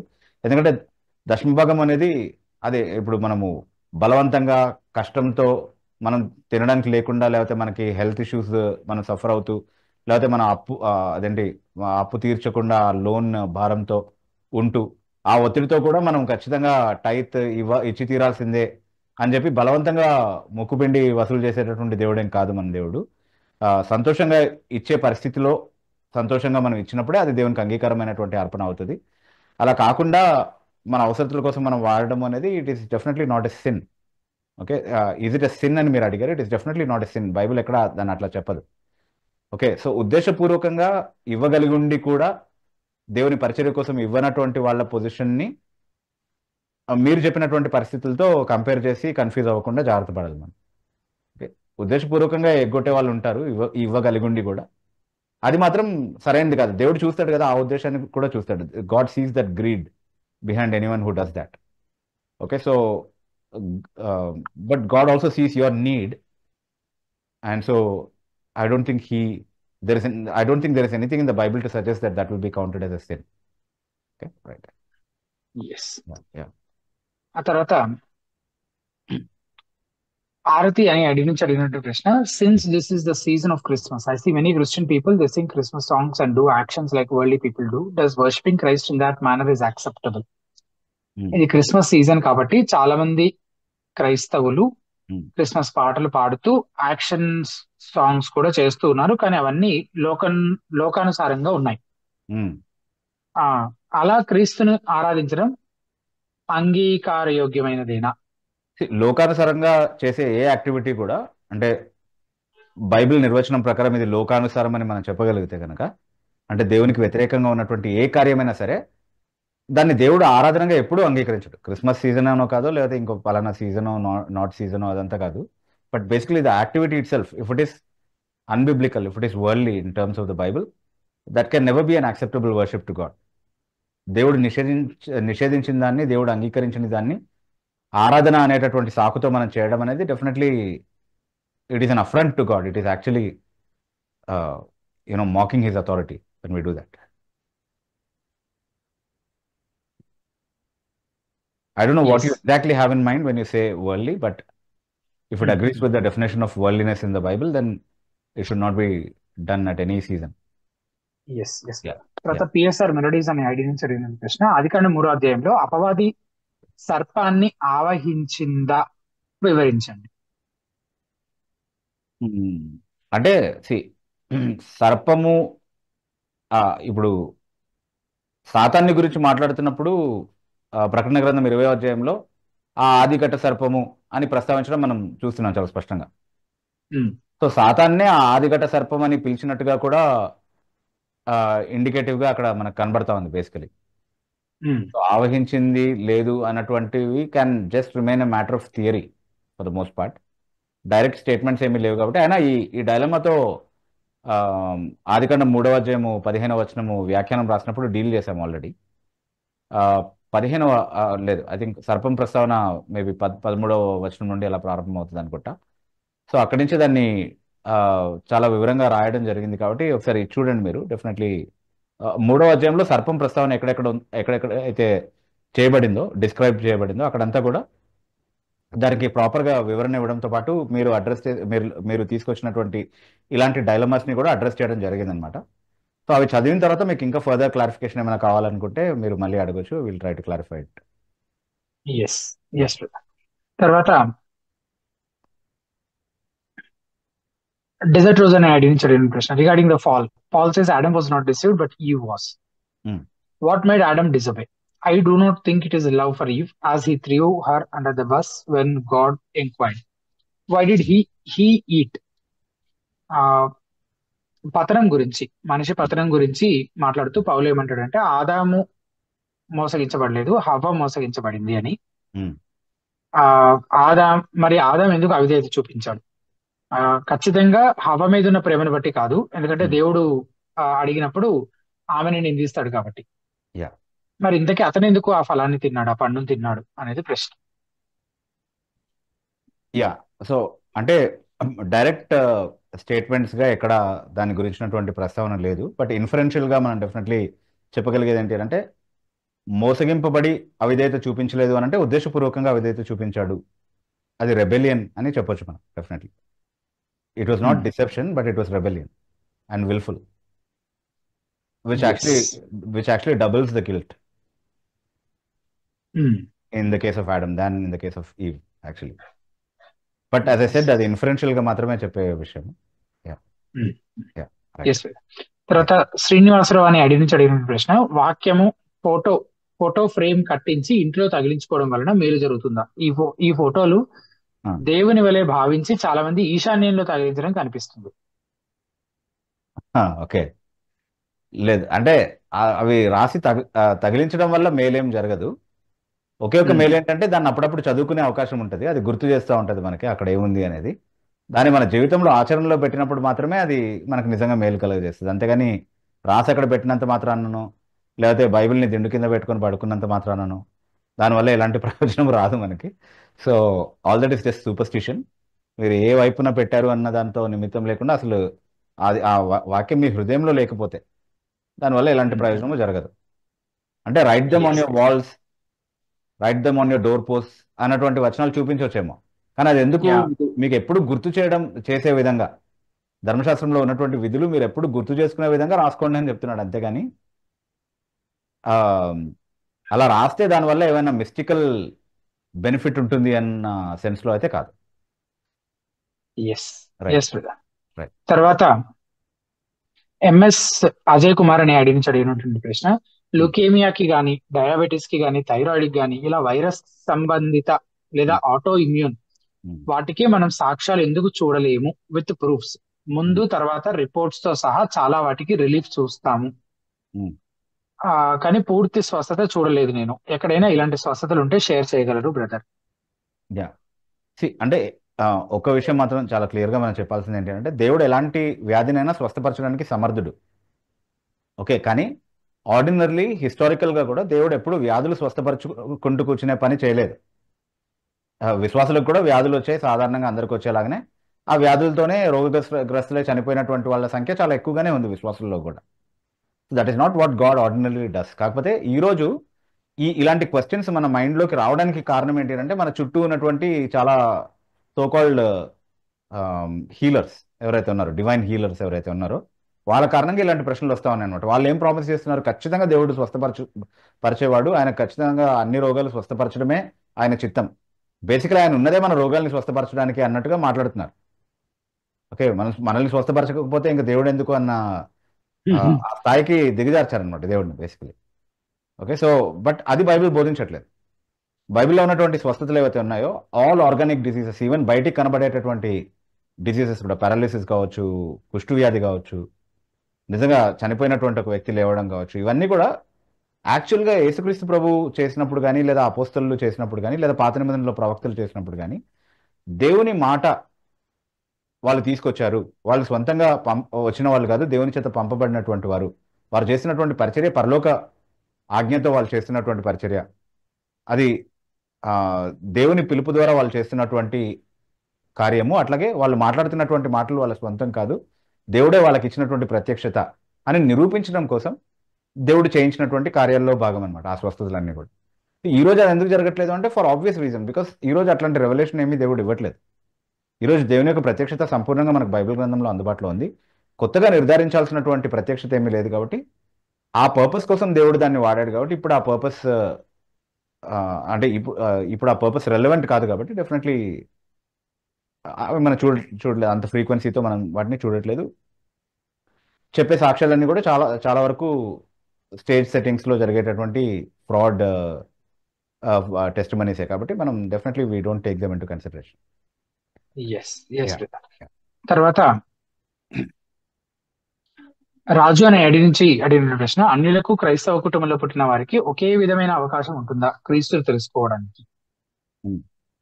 ఉండకపోవచ్చు. కొన్నిసార్లు అన్య కుటుంబంలో పుట్టిన వారికి అసలు తెలిసే అవకాశమే ఉండకపోవచ్చు కూడా. You never know, it depends. And therefore అక్కడ కూడా దేవుని యొక్క సార్వభౌమ హస్తం కనబడుతుంది. ఎందుకంటే నేను ఏ కుటుంబంలో పుట్టాలో నేను తీర్మానించాను. యాక్చువల్లీ దేవుడే నన్ను పుట్టిస్తాడు. నేను సువార్త వినగలిగేటటువంటి అవకాశాలు నాకు ఇచ్చి, అలాంటి పరిస్థితుల్లో నన్ను ఉంచి, దానికి నేను స్పందించగలిగేటటువంటి మనస్సును నాకు అనుగ్రహించి, ఎవ్రీ స్టేజ్లో నేను సువార్తకి లోబడేలా చేసేటటువంటి ఆయన ఆత్మ కార్యాన్ని ప్రణాళికబద్ధంగా నా పుట్టుక దగ్గర నుంచి అన్ని పరిస్థితుల్లో నేను చూడగలుగుతాను ఒకసారి రక్షణ పొందిన తర్వాత. It is all the act of God. And that is a కుటుంబంలో పుట్టారు అనే దానిపైన కాకుండా అలా అని చెప్పి ఇప్పుడు ఒక క్రైస్తవ కుటుంబంలో చిన్నప్పటి నుంచే సువార్త వినగలిగేటటువంటి ఒక వాతావరణంలో పుట్టి కూడా యథార్థంగా మారు మనసు లేకుండా క్రైస్తవ వ్యతిరేకిగా ఉండేటటువంటి అవకాశం ఉంది. ఒక నాస్తిక కుటుంబంలో పుట్టి పెరిగినటువంటి ఒక వ్యక్తి, లేదా ఒక అన్య కుటుంబంలో పుట్టి పెరిగినటువంటి వ్యక్తి యేసుక్రీస్తు ప్రభువుని వేరే పరిస్థితుల ద్వారా తెలుసుకుని సత్యాన్ని అంగీకరించేటటువంటి అవకాశం ఉంది. ఇలాంటివి కూడా మనం చూస్తూ ఉంటాం. So it's all God's sovereign act and it's not limited by how we see things happening. Madhu అనే అడిగిన ప్రశ్న, every human has sinful nature. Jesus was also born out of human made. Then how was Jesus holy? ప్రతి మనిషిలో పాప స్వభావం ఉంది. యేసు కూడా మరియ వంటి ఒక సాధారణ మనిషికే జన్మించాడు.